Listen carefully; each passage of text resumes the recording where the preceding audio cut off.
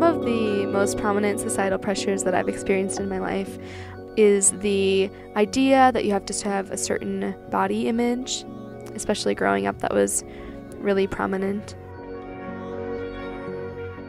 The pressure to succeed. I'm a sophomore in college, and if I, be really honest with myself, I kind of actually don't want to be in college. I just feel like it's the only way to get out into the world and make money, since money seems to be the most important thing in the world. I really don't know that much about what's going around in the world, and that's really kind of hard to do, especially when you're in college. I can know when a celebrity dyed their hair or whoever won an Oscar, but I can't tell what's happening in Syria or what's happening even sometimes in our own community, and that's kind of hard. And I feel the pressure to be normal. I feel this pressure has impacted my life personally, that I'm trying to be more funny than I usually are, try to laugh it away. I guess the pressure to be perfect. And when I say that, I mean kind of in all aspects of life, being perfect as far as how I look, how I act, how I dress, being sexy but also being classy, being good at math, being good in class, being good at saving money, just everything in life that kind of requires effort, I feel as though I have to be perfect at. The pressure to look a certain way definitely affected the way that I went about my days.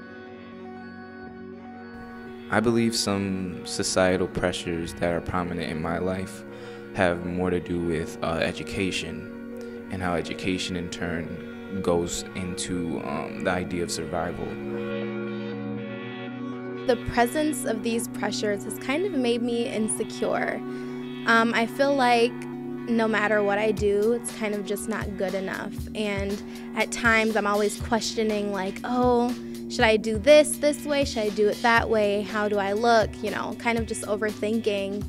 And I just really feel like it's impacted me a lot more. I guess I never really noticed it in high school, but once I got to college, it was kind of like a big slap in the face, wow, I'm really feeling pressured by this.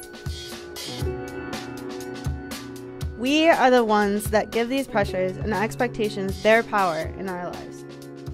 I think we need to learn to forgive ourselves and try, as hard as it may be, to live for ourselves and no one else. Yes, sometimes we cheat on our diet. We lock ourselves out countless times, no matter how many sticky notes we leave by the door. We stay up late, binging on Netflix and whatever sugary, salty, crunchy treat is closest to our bed. We all wish we had the body of our dreams, although sometimes we're not really willing to put the work into it. Some good selfies come from trying, though. If I had a nickel for every time I tripped over my own feet, I could afford that dream body. I know that I should be on the up and up when it comes to current events and global news, but sometimes it's just nice to wind down with a nice picture of Justin's abs. And how many times have we had our names butchered at local coffee shops? Seriously. I mean, honestly, how many times?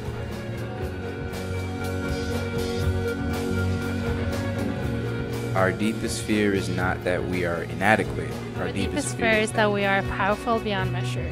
It is our light, not our darkness, that most frightens us. We ask ourselves, who am I to be brilliant, gorgeous, talented, and fabulous? Actually, who are we not to be? It's not just in some of us. It is in everyone. And as we let our own light shine, we unconsciously give other people permission to do the same. As we are liberated from our own fear, our presence automatically liberates others.